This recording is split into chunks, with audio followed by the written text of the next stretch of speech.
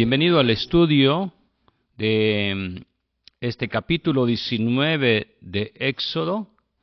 El día domingo, como ustedes se dieron cuenta, no alcancé a concluir el estudio. Y el tema era un Dios que nos busca.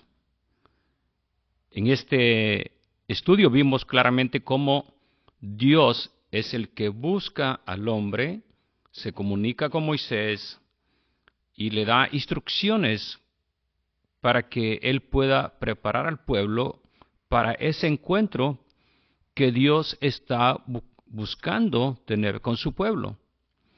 Vimos que Dios es el que se acerca, Dios se comunica con su pueblo, Dios es el que le habla y le da instrucciones a Moisés para que pueda hablar primeramente con los ancianos y después con todo el pueblo.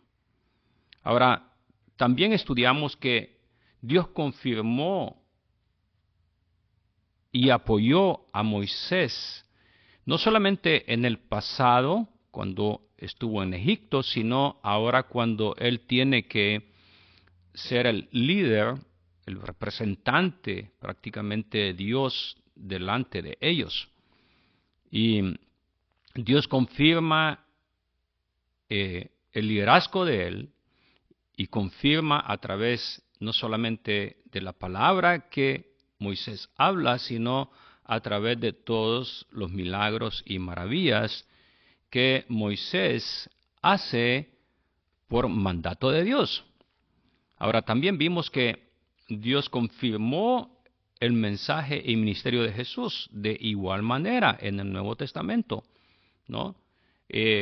No solamente a través de los milagros que Jesús hizo, pero en dos ocasiones cuando se escuchó la voz del cielo hablando y confirmando Dios mismo acerca de quién era Jesús. Cuando dice, este es mi Hijo amado en quien me complazco. Escúchenlo. ¿No? Eso está en Mateo 3:17 y el capítulo 17 de Mateo, versículo 5. Ahora, Dios también confirma nuestra fe a través de una comunicación con nuestro espíritu. Vemos claramente que Dios es el que busca al hombre. Dios nos ha buscado. Y la manera como Él nos busca, cuando nos confirma y nos habla a nosotros a través de la palabra y a través del Espíritu Santo, hablando a nuestro corazón, a nuestro espíritu. Esto lo vimos en Romanos 8:16, cuando dice el Espíritu mismo da testimonio a nuestro espíritu de que somos hijos de Dios. Expliqué también que es posible que haya dudas en la persona que recién viene a una reunión de la iglesia y no sabe todavía y no comprende cómo es que Dios habla. Dios habla a través de su palabra y comunica el mensaje de su palabra a nuestro espíritu, a nuestra alma. Dios también confirma y apoya nuestra fe a través de los frutos. Hablamos de los cambios que hay en nuestra vida y todos esos cambios que Dios ha ido haciendo. Algunos son cambios inmediatos, otros son cambios que toma tiempo, pero Dios los ha ido haciendo. En Gálatas 5:22 y 23 se habla del fruto del Espíritu, que es amor. Y de ahí dependen todas las demás, podemos decir, ramificaciones de ese fruto, que es gozo, paz, paciencia, benignidad, bondad, fe, mansedumbre, templanza. Ahora, Dios es el que se acerca a nosotros, nos busca. Y esto es algo que muchos de nosotros, aún en nuestro lenguaje, parece ser que contradecimos a esta enseñanza porque usamos esta expresión cuando vine a Dios. Pero lo que vemos a lo largo del relato bíblico, desde Génesis hasta el Apocalipsis, es que Dios es el que nos busca. Dios es el que procura esa relación con nosotros, así como lo hizo también en este tiempo de Éxodo 19 con Moisés. Dios es el que llega y le da instrucciones a él. Dios es el que quiere esa relación, quiere tener ese encuentro con su pueblo. Y por eso es que da instrucciones a Moisés para que los prepare. Ahora, Dios es el que nos busca a nosotros, Dios es el que nos llama, así como Él llamó a los discípulos que los siguieran. Cuando Él en Juan 15:16 dice, ustedes no me eligieron a mí, más bien yo los elegí a ustedes. Pablo no eligió a Jesús. Pablo de hecho estaba en camino a Damasco, en camino de dar muerte a otros cristianos, a creyentes. Pablo en ese tiempo, llamado Saulo en el libro de Hechos, perseguía a la iglesia, ¿no? Y es cuando el Señor se le presenta y lo llama. Hechos 9, 3 al 5 y todo el capítulo 9, parte de todo el capítulo 9 habla acerca de esta experiencia milagrosa de Pablo y su encuentro con el Señor. El Señor Jesús, Dios mismo, es el que busca ese encuentro con Pablo, ¿no? Y es cuando es convencido, convertido a través de la obra del Espíritu Santo. Dice Jesús hablando nuevamente, Juan 6:37, todo lo que el Padre me da, vendrá a mí, y el que a mí viene, no le echo fuera. Entonces, claramente vemos que Dios es el que busca al hombre. Dios es el que nos ha buscado a nosotros. Nosotros somos como, vamos a decir, Adán y Eva en el jardín. Claro que nuestra vida ahora y nuestro ambiente no es como en ese jardín donde estaba Adán y Eva, pero sí estamos perdidos, estamos en pecado como Adán y Eva. Nos escondemos de Dios, huimos de la presencia de Dios, pero Él es el que nos ha buscado. Ahora, ¿cómo vamos a responder a nosotros ante esta búsqueda de Dios? ¿Cómo debemos de acercarnos a Dios? La primera cosa que vimos es que nos acercamos a Dios con reverencia y nos acercamos a Dios con manos limpias. Dice Éxodo 19, 10 y 11, y el Señor le dijo a Moisés, ve al pueblo, santifícalos hoy y mañana, y haz que laven sus vestidos, y se preparen para el tercer día, porque al tercer día yo, el Señor, descenderé sobre el monte Sinaí a la vista de todo el pueblo. Ahora Dios le ordena a Moisés que prepare al pueblo para este encuentro, para esta visitación. Deberían de ser consagrados, apartados. En otras palabras, tenían que dejar las cosas de este mundo en ese momento para ir y consagrarse a Dios. Cuando guardamos nuestros trastes, nuestros vasos, nuestras copas por mucho tiempo, quizás los hemos puesto boca abajo. Y después de un tiempo decidimos ir a ese lugar donde están esos vasos especiales y cuando tenemos invitados los sacamos. ¿Y qué es lo que hacemos? Los lavamos, los enjuagamos. Aunque han estado separados por un tiempo ahí, volvemos a darles otra limpieza antes de usarlos por el polvo o algo que puedan tener en ese momento que los vuelva impuros. Ahora, aquí se le pide al pueblo de Israel que haga una acción visible de la limpieza que debe de haber dentro del alma, del corazón, ¿no? Que laven sus vestidos, que no vengan sucios a ese encuentro con Dios. Y claro, se habla de una limpieza exterior, pero que también habla de una limpieza interna. Es como los sacramentos, que son acciones y símbolos visibles de una realidad eterna. Son una señal que nos muestran el camino de la salvación que es Cristo. Es la que nos da a nosotros una vista en el futuro de lo que vamos a hacer. Se le da instrucciones a Moisés para que prepare al pueblo, para ese encuentro. Ahora, es de mucha importancia esto. Y vale la pena estudiar el por qué se le pide a Moisés que prepare al pueblo para ese encuentro con Dios. Hay una diferencia cuando venimos al servicio en la iglesia o la reunión de oración el día domingo en la iglesia, o no hay ninguna diferencia en cuanto a asistir a otro tipo de reuniones que podemos tener dentro de nuestro círculo de amistades. Porque lo que venimos a hacer a la iglesia es, y si pensamos detenidamente, es que venimos a encontrarnos con Dios. Y le llamamos servicio de adoración o culto de adoración en el buen sentido de la palabra culto. Es que estamos ofreciéndonos nosotros mismos en adoración. Y hay una diferencia bien grande en lo que es el servicio de oración con lo que es la misa.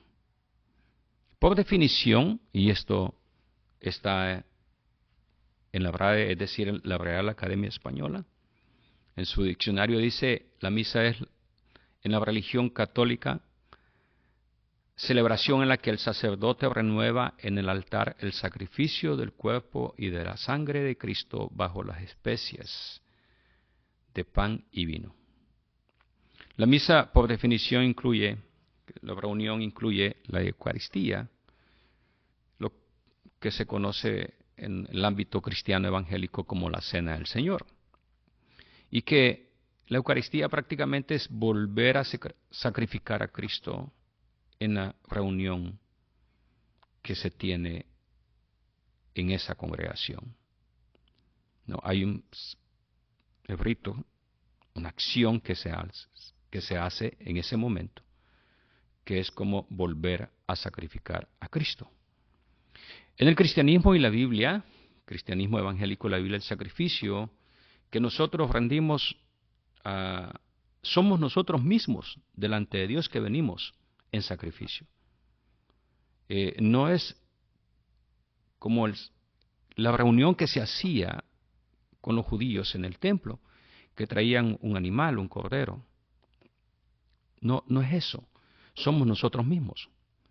La reunión que tenemos de adoración es donde yo dejo mis egoísmos y me enfoco en Dios. No traigo un sacrificio animal al altar. Soy yo mismo que vengo y dejo mis deseos carnales que me volverían a ser un esclavo del pecado. Entonces no estamos hablando de traer algo al altar, sino que venimos delante de Dios nosotros mismos, rendidos, pero por la convicción del Espíritu Santo. Eso es importante definirlo. Nos rendimos en adoración a Dios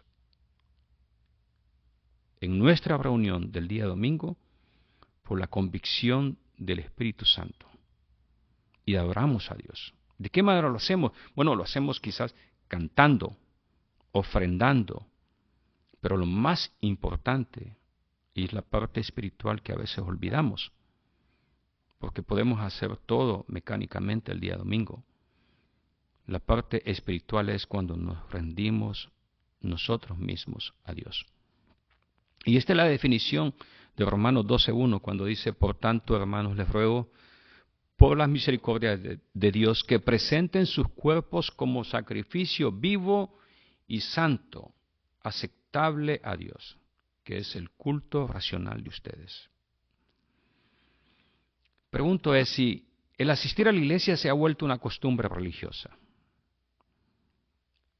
Si solamente se ha vuelto una reunión más a la cual vamos, cantamos, vemos a nuestros amigos, a nuestros vecinos, no sé. Si eso es todo lo que significa para nosotros venir el día domingo, estamos equivocados. ¿Alguna vez hemos pensado, por ejemplo, el día sábado en la noche o el domingo en la mañana, cómo vamos a venir a la iglesia? Nos hemos preparado, nos hemos apartado de las cosas de nuestra vida diaria y común, de las cosas de este mundo. ¿Nos hemos preparado con oración para la adoración? El salmista escribe sobre esta preparación espiritual que debe de haber en nosotros. En el Salmo 24, 3 y 4 dice, ¿quién merece subir al monte del Señor? ¿Quién merece llegar a su santuario? Solo quien tiene las manos limpias y puro el corazón. Solo quien no invoca a los ídolos, ni hace juramentos a dioses falsos. Las manos limpias que el salmista habla aquí, que menciona, puede ser o aludir a aquello que no tener las manos manchadas por un homicidio, y esto es bastante fuerte, ¿no? Pero el proverbio del mundo nos habla sobre esto. Dice, no, la gente dice, no te manches las manos con esa persona porque no vale la pena.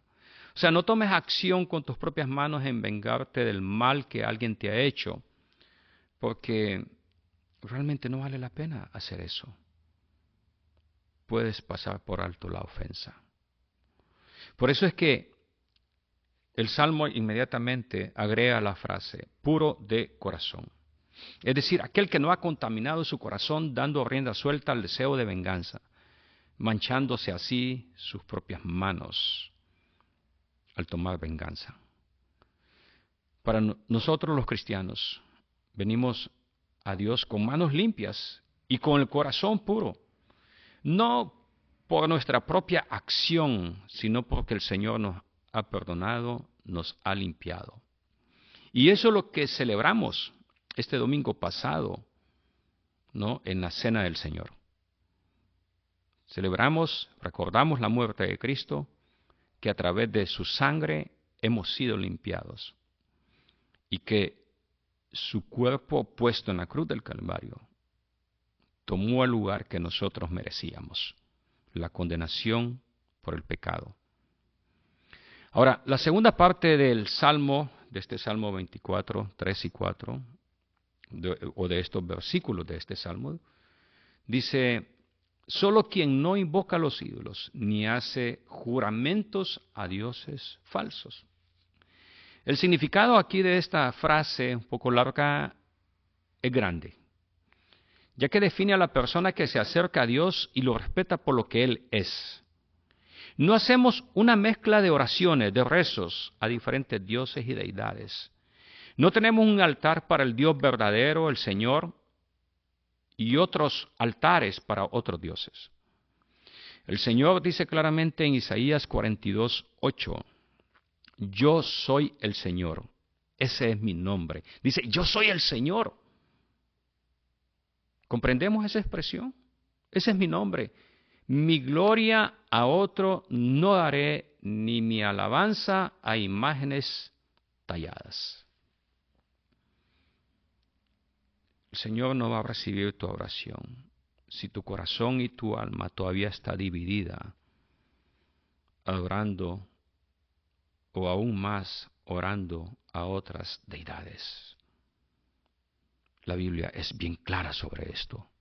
Solamente hay un mediador entre Dios y los hombres, Jesucristo. Ahora el otro texto que tenemos aquí para afirmar el llamado de Moisés que Dios le ha dado al pueblo, ese llamado de santificar al pueblo, lo tenemos en Eclesiastés 5, 1 y 2, dice, cuando vayas a la casa de Dios, refrenda tus pasos, en vez de acercarte para ofrecer sacrificios de gente necia que no sabe que hace mal, acércate para oír, para escuchar. Venimos con ese interés de escuchar la palabra de Dios.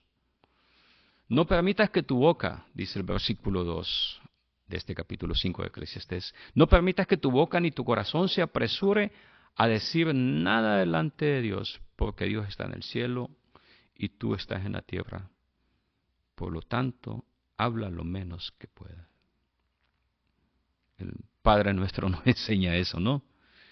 Padre nuestro que estás en los cielos. Nos pone a nosotros humanos allí, en la tierra, y Dios en el cielo. Y la única manera que podemos venir a Él en adoración y en oración es a través de Cristo. No podríamos hacerlo de otra manera.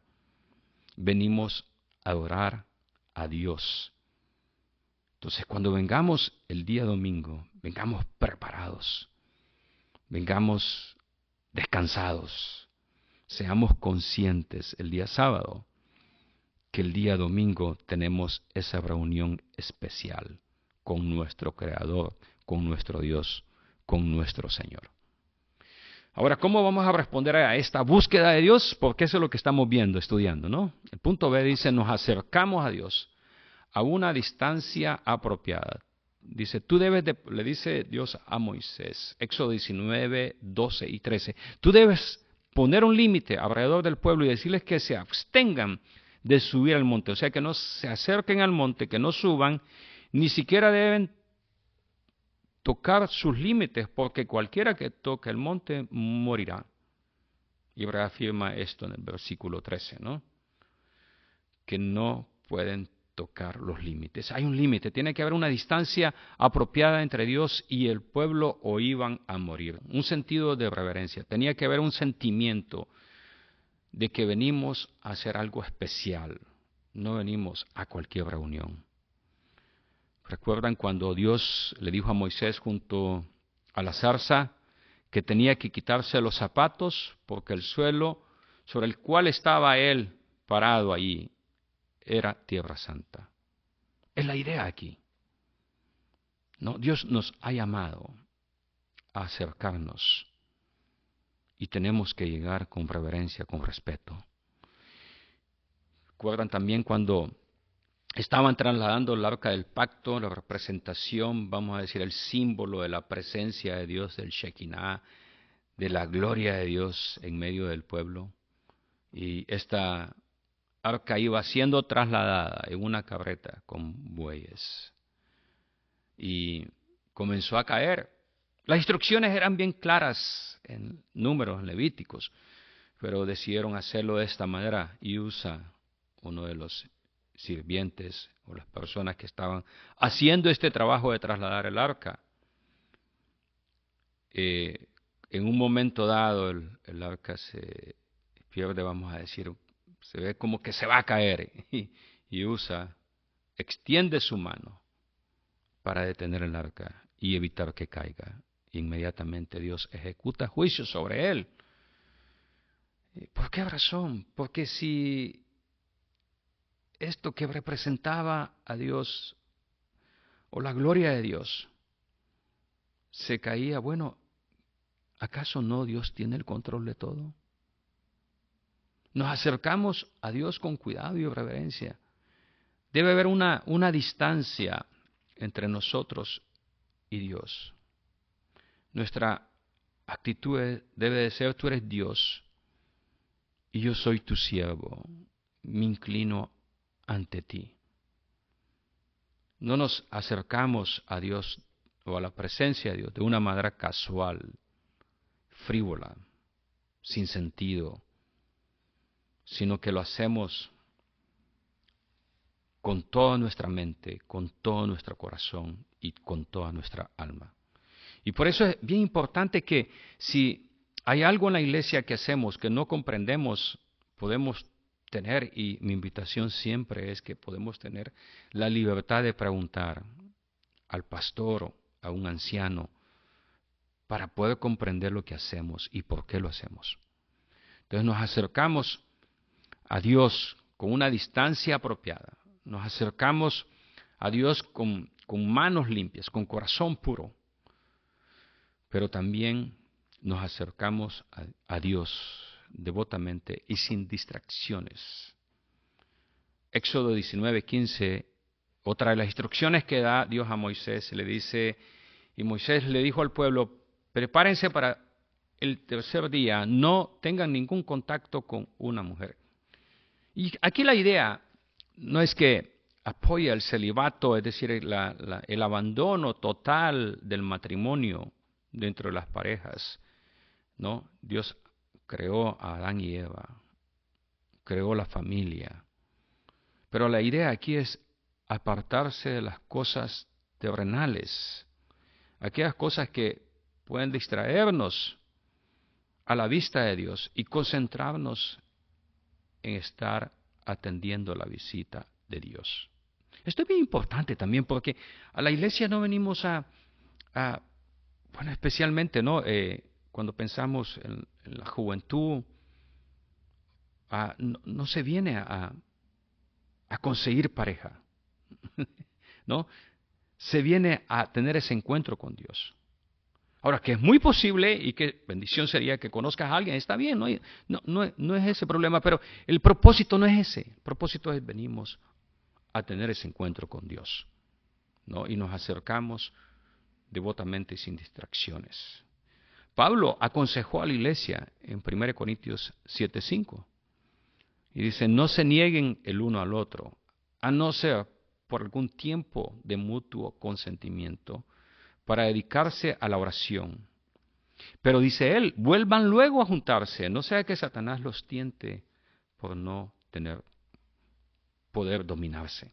Entonces, aquí la idea es que nos preparamos para encontrarnos con Dios y dejamos por un tiempo aún la costumbre matrimonial, la unión matrimonial, ¿no? Y nos acercamos a Dios en oración, en adoración. No es un pecado el estar casado. No es un pecado dentro del matrimonio tener relaciones.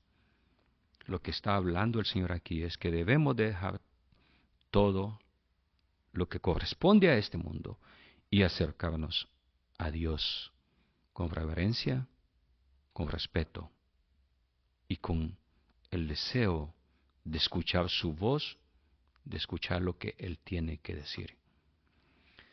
Mi oración es que podamos tener conciencia de que no venimos el día domingo al templo simplemente a tener una experiencia de compañerismo nada más, de juntarnos los unos a los otros, aunque es lindo hacer eso. Y nos alegramos cuando nos juntamos en comunidad. Pero el propósito principal de venir al templo el día domingo y guardar ese día para el Señor es para encontrarnos con nuestro Creador y adorarlo y escuchar su palabra y que podamos expresar también nosotros nuestras necesidades, reconociendo que somos pecadores y que necesitamos de Dios. Vengamos en oración, Padre. Gracias por la oportunidad que nos das de estudiar tu palabra y que podamos responder a esa búsqueda inicial que tú tuviste para con nosotros. Podamos responder de una manera que sea la apropiada, que podamos ver las instrucciones que tú nos has dejado en tu palabra para acercarnos a ti, que no ofrezcamos aromas que no son los que tú mandaste. Es decir, que no tengamos una adoración diferente a la que tú ya expresaste en tu palabra.